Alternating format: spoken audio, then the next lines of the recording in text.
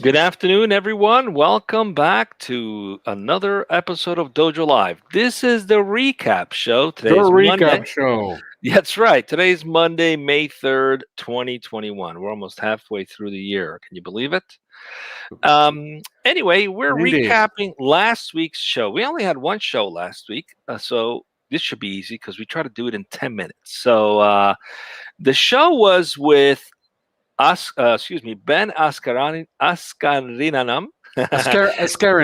Askarinam, and Zeev Draer, who are Yeah. the founder and CEO and VP of Corporate Strategy, respectively, of Niagara Networks. We talked about the importance of network visibility and the product that they're offering, but also I thought it was an interesting conversation about their culture, how they run their business, how they treat everyone like they're part of an extended family. It really felt like I was listening to someone who really cared about people.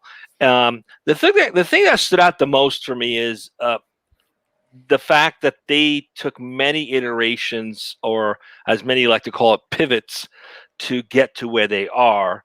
And even though they've sort of cracked the code on the product offering that they have in the marketplace, they heavily invest in R&D. And it really made me think about the fact that how do you create an environment at work where people have a sense of belonging, their job have meaning, but they can also make an impact? And probably the best way for engineers to have an impact is to make them have a bunch of R&D projects that they can tackle. I mean, it's just brilliant that they invest so much in R&D because it keeps everyone engaged, looking for new solutions, testing things, breaking things, and ultimately that's like the engineer's dream come true, right? What do you guys thought about? What did you guys think about the show? The show in general, I think it went very nice, Tulio, and it has to do with something that you just mentioned. It's about the way they treat their people, the way they see the human element of the equation. And I think I even mentioned it several times when we were talking to these gentlemen. I said something like, does this ring a bell? And this is because I've heard so many aspects, components of their culture that are very, very similar to the ones that you, Kim, Tulu, and myself were all familiar with, right? So it's like how they care about the empathy towards their team, and how the way they build their relationships internally, and how they treat people overall. So it's as you mentioned, Julio, before we went on the air today, it's I think that this is the kind of company that, and I mean, you ask me, I would love to go work with them, right? And this is because of their culture. So I think that was unique. I mean, I couldn't say much about the tech aspect of the conversation, but because it's something a little bit on the esoteric side for me personally. But I would love to go work for these guys and see, just experience the Niagara atmosphere for a little while. So yeah, I'm all for it. What did you think, Kim? Definitely. First of all, I want to clarify for those of you who are not just listening to us today, but watching us. Carlos, I was not shushing you. I was shushing my daughters. Like, well, you Kim, look at it this way. You wouldn't have to shush me. I shush myself, right? Yeah, mute. No worries. But yeah, I would agree. I think another thing that really stuck out to me with this particular show, with the nature of what Niagara does, and network security, it can be a tough space. It's relatively new for the company, not for their role, and just this constant need to pivot, to be agile. And the theme of their show, which they chose, was "You only fail when you stop trying," and just that encouragement as a company of just having this get up and go, dust yourself off, try again attitude. And I think one of my favorite quotes was something to the effect of, "Tough times don't last forever, but tough people do." And I think that's a lesson that we could take to our professional lives, our business lives, as well as our personal lives. Yeah, I mean, clearly they had some challenges, especially since they were bootstrapped. They didn't have any external investors. They probably funded most of it, if not all of it, out of his own pocket. So that creates extra stress when you're trying to figure out what kind of product or service offering is going to stick. But there are, a couple of things that he shared that I thought were very interesting. One is that they worked very closely with their customers and listened and paid attention and eventually shaped a service offering that a lot of carriers, small or large carriers, and even even large enterprises and even government clients.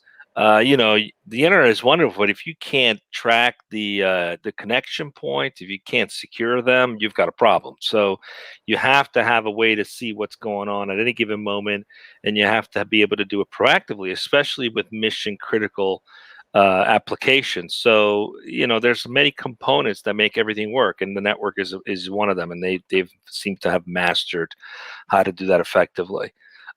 So I love speaking to companies that are international in nature. The other thing that I noticed, the VP of corporate strategy and marketing is in Israel. The CEO and founder lives in LA, but commutes to the Bay Area, and the head of marketing is in Israel. And if you look at their LinkedIn profile, they have folks all over the world. So that's another example too, that companies that have already had that international no walls mindset to their business probably thrived a lot faster and sooner during this pandemic than those who have been very tied to it in the office. Everyone has to be in the office. I need my senior executives in the office next to me. That's kind of the mindset of a lot of CEOs.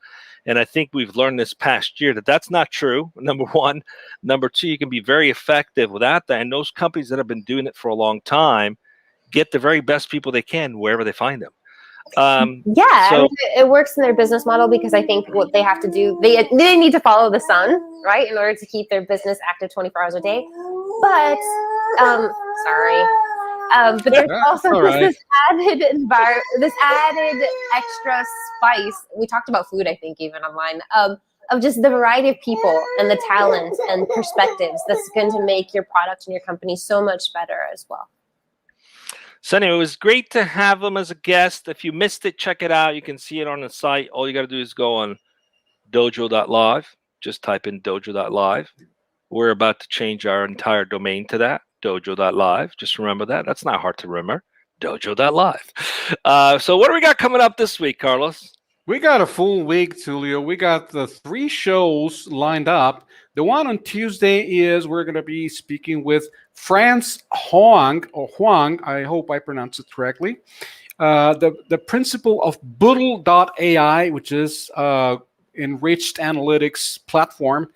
And then on Wednesday, we're going to be speaking with Anne-Sophie Leblois, or Leblois. I also hope I got that right. And she is the principal of Ravicon, which is automation, analytics, and real-time collaboration tool. And then finally on Thursday, we're going to be speaking with, again, here's another tricky name, Maor or Mayor. Bear with me, guys. These are all, foreign names to me. So, and the principal of A Policy, which is a security and compliance automation platform. I'm looking forward to just learning what these are all about, and that's what we have for this week. We have a full week ahead. Nice. Kim, have you noticed that since Carlo has his arm on a sling, unfortunately got hurt, so all the medications he's taking, he sounds like a New Yorker today. I didn't hear that. But. What the beep? What are you talking about? Anyway, come back tomorrow, right? Tomorrow at 12 o'clock p.m. What you talking about, Willis? All right, guys. Come back tomorrow at 12 p.m. Stay safe. Bye. Stay safe, everyone.